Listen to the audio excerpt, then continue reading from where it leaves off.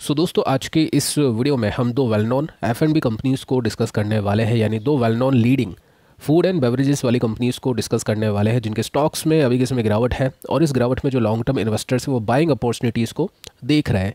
और साथ में दोस्तों इन दोनों कंपनीज़ के बारे में कुछ इंटरेस्टिंग फैक्ट्स, डेटा पॉइंट्स भी मैं आपको प्रोवाइड करने वाला हूँ। तो स्टार्ट करते हैं पहली कंपनी के साथ में जिसका नाम है VBL यानी वरुण बेवरेजेस लिमिटेड। तो देख सकते हैं दोस्तों आज के दिन इस कंपनी के स्टॉक में ठीक ठाक सी गिरावट हो चुकी है। 34 रुपये का ड्रॉप है, 4.31% की मंदी आप इसमें होती हुई देख सकते हैं।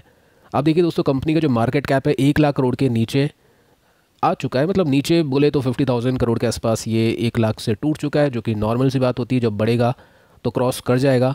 जो बड़ा इन्वेस्टर होता है ना दोस्तों, जो असफल इन्वेस्टर होते हैं वो कंपनी को जब बाय करते हैं जब उसके अंदर मार्केट कैप में गिरावट हो, स्टॉक किसी एक्सटर्नल इशूज़ की वजह से डाउन हो, और वही सिचुएशन अभी के समय इस कंपनी में बनी हुई है। अब इसमें देखिए दोस्तों यहाँ पर आप नोट करोगे तो 60 के आसपास का पी है। एक FMCG कंपनी है जिसकी वैल्यूएशन नॉर्मली आप देख पाओगे, मतलब जो भी अच्छी कंपनीज़ होती है, वेल नॉन कंपनीज़ होती है, ब्रांड वाली कंपनीज़ होती है, इनकी वैल्यूएशन आपको 60, 70, 80 नॉर्मली दिखाई देगी। तो ठीक है, उसी के आसपास ये परफॉर्म करा है। अब देखिए दोस्तों एक न्यूज़ आपके सामने रखना चाहूँगा जो कि ईसॉप की न्यूज़। अब ईसॉप क्या होता है, काफ़ी बार हमने डिस्कस किया है, डीमार्ट की सिचुएशन के अंदर भी हमने डिस्कस किया था। अगर किसी ने वीडियो को नहीं देखा तो ईसॉप का मतलब दोस्तों ऐसे स्टॉक्स होते हैं जो कंपनी अपने एम्प्लॉयज़ को देती है। कंपनी पहले से कॉन्ट्रैक्ट करके चलती है। मान लो कोई एम्प्लॉय है, वो 2016 में कंपनी को ज्वाइन करता है, और अगर दोस्तों वो कंपनी में बहुत ही सही से काम करता है तो 16 से लेकर 23 तक अगर वो कंपनी में बना रहता है तो उसके पास में दोस्तों एक ऑप्शन आते हैं ईसॉप्स के। उसके अंदर क्या होता है, जो कंपनी है अपने एम्प्लॉयज़ को बहुत ही सस्ते भाव में स्टॉक्स को बेचती है या फिर देती है। और उसके अंदर आप प्राइस देख सकते हो, जो उसका इशू प्राइस होता है ना कंपनी का, IPO में जो इशू प्राइस होता है उसके ऊपर कंपनी के स्टॉक को दिया जाता है।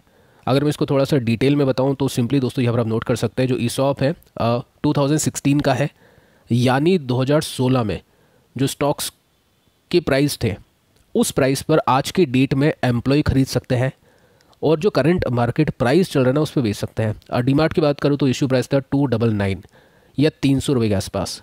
तो 300 रुपये का स्टॉक डीमार्ट के जो हम बोल सकते हैं एम्प्लॉयज़ हैं उन्होंने अभी बाय किया है, और मोर देन 10 टाइम्स बाय करते ही आप देख सकते हैं स्टॉक का जो प्राइस है 4000 के आसपास है, तो मोर देन 10 टाइम्स उसको बेचा है। तो वो एक सिचुएशन आप देख सकते हैं, और ये होता है जो बड़ी अच्छी कंपनीज़ होती है उसमें ये नॉर्मल है। अब इसमें देखिए दोस्तों हम चेकआउट करते हैं, एक इंटरेस्टिंग डेटा हम देखते हैं। इसकी जो लिस्टिंग थी 2016 में थी, ये IPO का इशू प्राइस है। अब इशू प्राइस आप देखने जाओगे तो 440 है, 445 है, आज की डेट में आप देख सकते हैं 700 है। तो उसने काफ़ी बार स्प्लिट एंड बोनस दिया है, तो उसको एडजस्टमेंट इसमें हो चुका है। अब वो हम कैसे देखें, तो दोस्तों हम देखते हैं कि इसकी जो लिस्टिंग हुई थी वो कैसी हुई थी। बहुत ही इंटरेस्टिंग डेटा आपके सामने है। 8 नवंबर को इसकी लिस्टिंग थी, और डेटा दोस्तों आप देख सकते हैं मात्र 3% का गेन नहीं है यहाँ पे, 3% के डिस्काउंट के साथ में लिस्टिंग हुई थी, यानी 445 का भी जो भाव है ना लिस्टिंग डे पर नहीं आया था। तो देख सकते हैं सिचुएशन कैसे चेंज होती है एकदम से, कि लिस्टिंग पर इसको खरीदने के लिए कोई रेडी नहीं था, लेकिन आज की डेट में आप देख सकते हैं कितने ऊपर जाने के बाद भी FIs बुरी तरह से इसमें बाइंग करी है। रिटेल इन्वेस्टर को कंपनी पसंद आ रही है। पहले के समय काफ़ी लोगों ने सोचा होगा जब इसकी लिस्टिंग हुई थी कि ये फ्रेंचाइजी मॉडल में भी हो सकता है इसकी फ्रेंचाइजी चली जाए, XYZ बहुत सारे क्वेश्चंस किए थे। लेकिन ओवर द टाइम आप देख सकते हैं जब कंपनी काफ़ी बढ़िया परफॉर्म करती है, प्रॉफिट अच्छे दिखाती है ना, तो उसमें फिर बायर्स काफ़ी बढ़िया तरीके से आते हैं। तो ये एक बहुत बढ़िया लर्निंग आपको इसमें मिलेगी यहाँ से, कि आपके पास में कोई ब्रांड वाली कंपनी है, अभी के समय में भी हो सकता है उसकी सिचुएशन थोड़ी सी ख़राब हो, लेकिन दोस्तों भारत के अंदर ये जो ब्रांड्स हैं ना काफ़ी बढ़िया परफॉर्म करते हैं, क्योंकि हम देख सकते हैं किस तरह से शिफ्टिंग चल रही है अनऑर्गेनाइज से ऑर्गेनाइज की तरफ। में भी दोस्तों वो ब्रांड हो सकता है, कैंपस हो सकता है, रिलैक्स हो सकता है, और भी काफ़ी सारी कंपनीज हो सकती है जो कि अभी किसी में ट्रबल में है। तो ट्रबल टेम्परेरी होता है, जैसे आप देख सकते हैं लिस्टिंग पर इसको किसने बाय नहीं करा, 3% के डिस्काउंट के साथ में, लॉस के साथ में लोगों को लिस्टिंग पर इसको बेचना पड़ा या होल्ड करना पड़ा, और आज के दिन आप देख सकते हैं किस तरह से कंपनी का स्टॉक परफॉर्म करा है। तो ये रीज़न एक तो बिकवाली वो कर रहे हैं। आप देखिए दोस्तों यहाँ पर क्या है, इसके अंदर भी डीमार्ट जितने गेन्स इन्वेस्टर्स को मिले हैं, और डीमार्ट ने 17 से दिए, इसने 16 से दिए, एक साल थोड़ा सा पीछे, बट कोई दिक्कत नहीं। आप देख सकते हैं 65 रुपीज़ के आसपास की मोटा मोटी हम लिस्टिंग मानते हैं, यानी स्प्लिट एंड बोनस को एडजस्ट करें तो ये जो भाव है, अब इसमें देख सकते हैं मोर देन 11 टाइम्स इन्वेस्टर्स का पैसा हो चुका है। तो इस भाव पे एम्प्लॉय बाय करेगा 65 रुपीज़ के आसपास, और 768 के आसपास वो मार्केट के अंदर उसको बेचेगा, तो उसको बहुत बढ़िया प्रॉफिट होगा। और जो क्वांटिटी है थोड़ी सी बिकेगी बाद में। दोस्तों एक और रीज़न आप इसमें नोट कर सकते हैं, कि एफआईज़ की तरफ से भी सेलिंग है। अब ये जो एम्प्लॉयज़ के पास में जो स्टॉक्स है ना, ये इतने कुछ खास हैवी क्वांटिटी के साथ में नहीं है, तो ये तो जस्ट हमने लर्निंग पर्पज़ के लिए डिस्कस कर लिया कि ऐसा भी होता है। लेकिन जो मेजर जो सेलिंग प्रेशर इसमें है ना दोस्तों, वो एफआई की तरफ से मुझको लग रहा है। ऐसा क्यों? क्योंकि एफआई अभी के समय भारत से थोड़ी सी बिकवाली करती हुई दिखाई दी है पिछले 2 दिन से। आज के दिन भी एफआई ने माल बेचा है। तो एफआई वहाँ से माल बेचती है जहाँ से इनके पास में होता है, मतलब स्टॉक्स होते हैं। आप देख सकते हैं एचडीएफसी बैंक कितना बिका था रशिया यूक्रेन के क्राइसिस में, कोविड में, क्योंकि बहुत बढ़िया होल्डिंग्स एफआई की थी। आज की डेट में वीबिल के पास में, या फिर बोल सकते हैं एफआई के पास में वीबिल की जो होल्डिंग है काफ़ी मैसिव है, तो ये भी एक रीज़न है। अब चलो ये डिस्कस करते हैं कि ऊपर से कितने डिस्काउंट के साथ में, क्योंकि हमने इसको डिस्कस किया था इस डिस्काउंट में 15-20% के आसपास का डिस्काउंट था, हमने डिस्कस किया था इस डिस्काउंट में। तो यहाँ पे दोनों बार इन्वेस्टिंग अपॉर्चुनिटी थी, क्योंकि जो स्टॉक होते हैं ना दोस्तों, ये 15-20% गिरने के बाद में हम शुरू कर सकते हैं इनमें बाइंग करना, क्योंकि फिर ज़्यादा डिस्काउंट इनमें नॉर्मली मिलते नहीं है, क्योंकि कंपनी के नंबर्स काफ़ी बढ़िया है और ग्रोथ है ना बिल्कुल प्रिडिक्टेबल होती है, बिल्कुल कंसिस्टेंट आती है। तो चलो डिस्काउंट देखते हैं ऊपर से, तो 12-13% के आसपास का डिस्काउंट इसमें ऑल टाइम हाई से दिखाई दे रहा है। तो यहाँ से अगर ये 2-3% और गिरता है ना, तो 15% का डिस्काउंट हो जाएगा। वहाँ से डेफिनेटली इसमें बाइंग अपॉर्चुनिटीज़ को इन्वेस्टर्स देखेंगे। अब इसमें आगे के सपोर्ट के लेवल्स को हम डिस्कस करते हैं। पहला जो अब ये जो दिख रहा है ना आपको, ये ट्रेंड लाइन, ये आप कई बोलोगे सर ये कैसी उल्टी सीधी ट्रेंड लाइन ड्रॉ कर दी। ये जस्ट मैंने इसका मेजरमेंट लिया है कि कितना डिस्काउंट है यहाँ से लेकर यहाँ तक, तो इसको आप छोड़िए। ट्रेंड लाइन जो ड्रॉ करिए वो दोस्तों ये है नीचे वाली, और इसके अंदर आप सिंपली देख पाओगे कि स्टॉक अपने सपोर्ट के आसपास रुका हुआ है। तो ठीक है, तो ये इसने असेंडिंग ट्रेंड लाइन वाला सपोर्ट ले लिया, जो कि हमने डिस्कस किया था कि अगर 800 ब्रेक होता है तो 750 के आसपास का कुछ होगा, तो ये 768 के आसपास का सपोर्ट इसने लिया।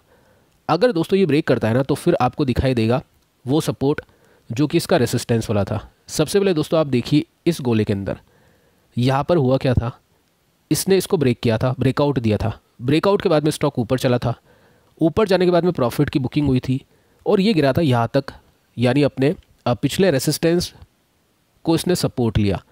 अगर दोस्तों यहाँ पर भी मैं सेम सिचुएशन बोलूँ तो ये क्या था, ये इसका रेसिस्टेंस था, इसने इसको ब्रेकआउट दिया, ब्रेकआउट के बाद में ऊपर गया। अगर इसको गिरना है तो मे भी हो सकता है इस रेसिस्टेंस को ये सपोर्ट बना ले। अब ये कौन सा लेवल है, अब इस लेवल को अगर आप थोड़ा सा डिटेल में देखोगे तो ये जो लेवल दिख रहा है वो दोस्तों दिख रहा है 720 से लेकर 730 तक। मतलब आप मोटा मोटी मान के चलो कि 700, 720, 730 ये जो रेंज है ना, ये एक सपोर्ट की बनी हुई है। तो यहाँ पे डेफिनेटली इन्वेस्टर्स फोकस करेंगे, और जो बाय एंड डिप इन्वेस्टर है मे भी हो सकता है यहाँ से वो खरीदारी करना शुरू भी इसमें कर चुके हो। और अगेन दोस्तों कहना चाहूँगा कोई लमसम अपॉर्चुनिटी नहीं है, जस्ट बाय एंड डिप की अपॉर्चुनिटी है कि गिरते जाए खरीदते जाए, छोटी छोटी क्वांटिटी। लमसम अपॉर्चुनिटी इसमें कुछ भी दिखाई नहीं दे रही है। इसके बाद में दोस्तों नेक्स्ट कंपनी है जुबिलेंट फूड, और इसके अंदर आप देख सकते हैं 3% का ड्रॉप दिखाई दिया है। 31,000 करोड़ के आसपास का इसका मार्केट कैप है। 90 का प्राइस टू अर्निंग रेशियो आप इसमें नोट कर सकते हैं। अब वैल्यूएशन एक्सपेंसिव या प्रीमियम क्यों है? पॉपुलेशन आप देख सकते हैं कंटिन्यूसली बढ़ती जा रही है। भारत नंबर 1 हो चुका है विश्व में पॉपुलेशन के हिसाब से, चाइना को बीट कर चुके हैं। तो इसकी वजह से आप देख सकते हैं जो इस तरह की जो कंपनीज होगी ना, उनकी डिमांड बढ़ेगी। और वैसे दोस्तों एक पॉइंट आप देख सकते हैं, जो वेस्टर्न कंट्रीज़ है ना, उसका इन्फ्लुएंस भारत पे काफ़ी ज़्यादा पड़ रहा है, और उसकी वजह से जो इस तरह के प्रोडक्ट्स है जो फास्ट हम एक तरह से बोल सकते हैं जो इस तरह के फूड है उसकी जो डिमांड है कंटिन्यूसली बढ़ती जा रही है। और कंपनी वैसे भी काफ़ी अग्रेसिवली एक्सपेंशन कर रही है, काफ़ी अग्रेसिवली स्टोर्स को ओपन करते जा रही है। अब इसके बाद में दोस्तों मैं आपको एक इंटरेस्टिंग डेटा, जैसे वीबिल का हमने डिस्कस किया लिस्टिंग के बारे में, अब यहाँ पर हम डिस्कस करते हैं इसके डिस्काउंट्स के बारे में। हुआ क्या था, 15 to 17 आप देख सकते हैं स्टॉक के अंदर 55% के आसपास का ड्रॉप था। अब ये ड्रॉप है ना, ये 60% था। वैसे हम गूगल के चार्ट में देख रहे तो 55 दिखाई देगा, बट अगर हम एक्जैक्टली टेक्निकल पैटर्न्स में देखने जाएंगे तो 60% के आसपास का ड्रॉप था। अब इस ड्रॉप में क्या होता है, इन्वेस्टर्स को लगता है कि कंपनी हो चुकी है ख़राब, बट दोस्तों जो ऐसे ब्रांड्स होते हैं ना, जैसे पेप्सी हो गया, डोमिनोज हो गया, या फिर फुटवेयर के अंदर भी काफ़ी सारे ब्रांड्स होते हैं, टेक्सटाइल के अंदर भी काफ़ी सारे ब्रांड्स होते हैं, क्लोथिंग के अंदर भी काफ़ी सारे ब्रांड्स होते हैं। ये जो ब्रांडेड कंपनीज़ होती है ना दोस्तों, चाहे वो FMCG हो या कोई भी B2C कंपनी हो, ये आसानी से बर्बाद नहीं होती है, और वो भी भारत जैसी पॉपुलेशन वाली कंट्री में तो बहुत ही मुश्किल से बर्बाद होती है। अगर कंपनी के मैनेजमेंट ने ही कुछ चोरी चपाटी कर दी है तो बात अलग है। बाकी दोस्तों इनको टेलविंड मिलता है टोटल भारत से, तो बहुत बढ़िया ग्रोथ इनमें आती है। तो जो फियर वाला माहौल होता है ना, उसमें इन्वेस्ट करने के मौके होते हैं। तो उसके बाद में दोस्तों आप देख सकते हैं यहाँ से इतना गिरा, लेकिन उसके बाद में रिकवरी कैसे दी इसने, पैसा बहुत ही कम समय में 16 से लेकर 21 तक के समय में मोर देन 9 to 10 टाइम्स पैसा हुआ था इन्वेस्टर्स का। अब इसके प्रॉफिट की ग्रोथ का नेचर हमने देखा। प्रॉफिट की ग्रोथ आप देखने जाओगे ना तो ग्रोइंग तो है प्रॉफिट, बट कंसिस्टेंट नहीं है, बीच बीच में गिरता पड़ता रहता है और उसके बाद में प्रॉफिट उठता भी है। तो वही जो गिरावट है ना वापस से दोस्तों इसके अंदर हुई है, जो नेचर है वो फॉलो करेगा। और उसमें हमने क्या डिस्कस किया कि ऐसी सिचुएशन में जो भी कंपनीज़ होती है जिनके प्रॉफिट कंसिस्टेंट नहीं होते, एशियन पेंट्स, पिडिलाइट, वीबीएल की तरह, बजाज फाइनेंस की तरह, तो उन कंपनीज़ में क्या करना पड़ता है, जितना गिरे गिरने दो, उसके बाद में जब उसमें रिवर्सल आएगा ना तो वहाँ पे इन्वेस्टर्स बाइंग अपॉर्चुनिटीज़ को देखते हैं। अब जैसे यहाँ पर क्या हो चुका है, ये भी 55 या 60% के आसपास ड्रॉप हुआ था इस करेक्शन के अंदर। वही पहले वाली चीज़ इसने दोहराई। एक्सटर्नल इश्यूज़ है सारे, आप देख सकते हैं, जो कच्चे माल के दाम बढ़े थे, सब्जियों के दाम महंगे होते, उस वजह से इसने अपने प्रॉफिट के मार्जिन्स को कम करके दिखाया। बाकी इसकी सेल्स में कोई दिक्कत नहीं है, तो एक्सटर्नल इशू है। तो वहाँ पर दोस्तों क्या है, देख सकते हैं जो टेक्निकल से इसके अंदर 480 के आसपास की क्लोजिंग है और इसने सिंपली अपने ट्रेंड लाइन को ब्रेक कर दिया है कहीं ना कहीं से। और यहाँ से आप बोल सकते हैं, देखिए दोस्तों, दो सिचुएशन है जैसे हमने डिविस में डिस्कस किया था कि डिविस में क्या हो सकता है, या तो ये जो स्टॉक है डिविस का वो यहीं से ऊपर जाएगा, या अपने ट्रेंड लाइन वाले सपोर्ट को लेके फिर ऊपर जाएगा, या मे भी हो सकता है दोस्तों यहाँ पे एक लास्ट आपको डिप दे के बॉटम फॉर्मेशन करवा के फिर वो ऊपर जाए। ले दे के दोस्तों ऊपर ही जाना है। ये 3 तरह की सिचुएशन है। अब डिविस के अंदर क्या होता है, कप एंड हैंडल पैटर्न बन गया, ये ट्रेंड लाइन को उसने लिया और यहाँ से वो भाग गया। अगर मैं इस कंपनी के बारे में दोस्तों प्रीवियस डेटा को देखो, डिविस के अंदर दोस्तों क्या था, प्रीवियस डेटा के अंदर मैंने डिस्कस किया था आपको कि वही डेटा था कप एंड हैंडल वाला, तो वो काम इसमें हो गया। अब यहाँ पर दोस्तों अगर मैं प्रीवियस डेटा को देखने जाऊँ, ये आपके सामने 16-17 का डेटा है, इसको थोड़ा सा डिटेल में देखिए। इस वीडियो में 2 ही कंपनीज़ को डिस्कस करें तो क्यों ना हम थोड़ा सा डिटेल में देख लें। और वैसे भी अब 2 दिन की छुट्टी है तो बाकी कंपनीज़ को इजीली बाद में डिस्कस कर लेंगे। तो देख सकते हैं दोस्तों कंटिन्यूसली लोअर बटन के साथ में नीचे था, फिर इसने क्या किया, इसी ट्रेंड लाइन को ब्रेक कर दिया। यानी जिस सिचुएशन के अंदर अभी के समय हमें, वही सिचुएशन यहाँ पे थी। फिर क्या हुआ, इसमें धीरे धीरे गिरता गया, एकदम से अपने बॉटम को रिटेस्ट किया, फिर एकदम से भाग गया, फिर दोस्तों इसने मुड़ के नहीं देखा। तो यहाँ पर आप मैक्सिमम ये मान के चल सकते हैं कि मैक्सिमम अगर ये नीचे आ गया तो 450-425 तक ये मैक्सिमम जा सकता है। उसके बाद में काफ़ी बढ़िया रिवर्सल मिलेगा। अब दोस्तों ये पत्थर की लकीर नहीं है कि पिछली बार ऐसा हुआ तो अभी भी ऐसा होगा। चलो डिविस में ऐसा हो गया, लेकिन जो इन्वेस्टर है ना वो क्या करेगा, ये 20-25 रुपये के चक्कर में जो यहाँ से ये जो 500 रुपये से लेकर ये जो 1000 रुपये नहीं, फिर इसको क्रॉस करके ये 1500-2000 भी जा सकता है। मतलब आगे चल के एकदम से नहीं जाएगा, आराम आराम से जाएगा। तो उस तेज़ी को वो मिस नहीं करेगा इन्वेस्टर। तो वो क्या करेगा, बाय एंड डिप करेगा कि 480 पे कुछ ले लिया, 450 पे कुछ ले लूँगा, 425 पे कुछ ऐड कर लिए। तो ऐसे करके वो अपनी होल्डिंग बढ़ाएगा और आगे के लिए वो उसको होल्ड करके रखेगा और बढ़िया वेल्थ क्रिएट करने की कोशिश करेगा। तो इस तरह से दोस्तों आप चाहे तो इन दोनों कंपनीज़ को देख सकते हैं। फिलहाल इस वीडियो में इतना ही। और इससे पहले की वीडियो की बात करें तो जस्ट एक वीडियो अपलोड हो चुका है जिसमें 6 स्टॉक्स हमने डिस्कस किए हैं, जिसके अंदर काफ़ी बढ़िया बाइंग दिखाई दी है ऐसे बाजार के कंडीशन में, और इसका इंडिकेशन है कि आगे चल के काफ़ी बढ़िया तेज़ी दे सकते हैं ये स्टॉक्स। और भी कुछ न्यूज़ हमने डिस्कस किए, चेकआउट इनको आप कर लीजिएगा। और साथ में दोस्तों अगर आपको भी इसी तरह के चार्ट के ऊपर टेक्निकल स्टडी करनी है या फिर आपको भारत के नंबर 1 ब्रोकर के साथ में डीमेट अकाउंट ओपन करवाना है तो एप्लीकेशन का लिंक आपको नीचे डिस्क्रिप्शन में कमेंट्स में मिलेगा, चेकआउट कर सकते हैं। तो मिलते हैं नेक्स्ट वीडियो में किसी और इन्फॉर्मेशन के साथ। तब तक के लिए बाय बाय दोस्तों।